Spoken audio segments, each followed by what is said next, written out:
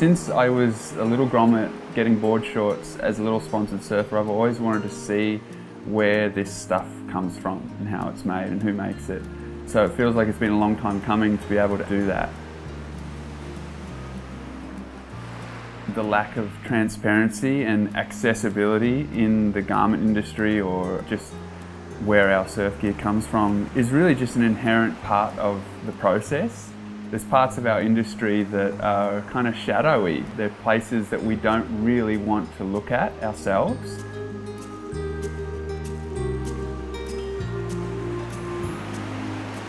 Actually going to a factory and getting a first-hand experience of how our gear is made was pretty nerve-wracking. I was really interested to see how automated the processes would be, how overworked people might have been, or how toxic the environment is inside of a factory, how uncomfortable that kind of space would be.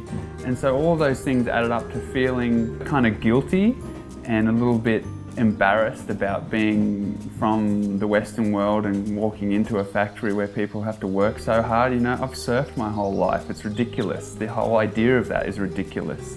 So going into a place where that contrast is face to face with me and my world was kind of nerve-wracking. Yeah.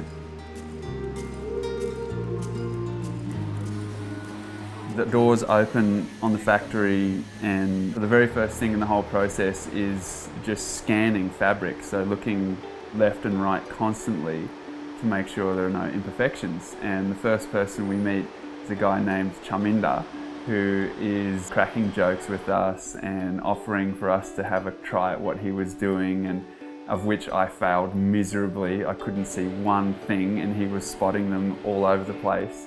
And it was just a really great humanizing moment to meet Chaminda and to see that he has this skill, you know, a really sharp eye.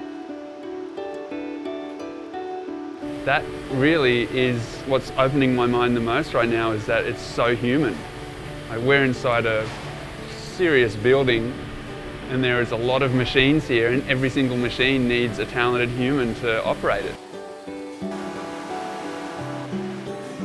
The process of fair trade certification was explained to us that the extra money that comes from Patagonia paying a premium is gathered together, and the workers decide how to make use of that money. So perhaps that's on cleaning up the local ecology in the area, or perhaps it's on making a kindergarten space for the children while the parents are at work. The kids can be looked after. Or in our case, when we were there, it was explained to us that all the workers had decided to pull together 50-kilo bags of produce and essentials for their life. So bags of rice, milk formula for babies. So that was really a clear example of how fair trade is making a difference in those workers' lives. For most of us, our experience with fair trade is in the realm of coffee and chocolate. So the idea of fair trade coming into the garment industry is quite new for us. It's telling a new story, but of an old industry and defunct practices. And I really like the idea of fair trade being a disruptor, like a shit stirrer. This annoying little voice to a big bully of an industry sits well with me, especially as a surfer. You know, the idea of being a little bit anti-establishment in some way, or really being pissed off at a system. It seems like fair trade is a way to take that frustration and do something with it. Drawing some imaginary line in the sand and just not caring about people who are out of sight and out of mind is not good enough. We can do better than that. And doing better than that means giving people a fair go.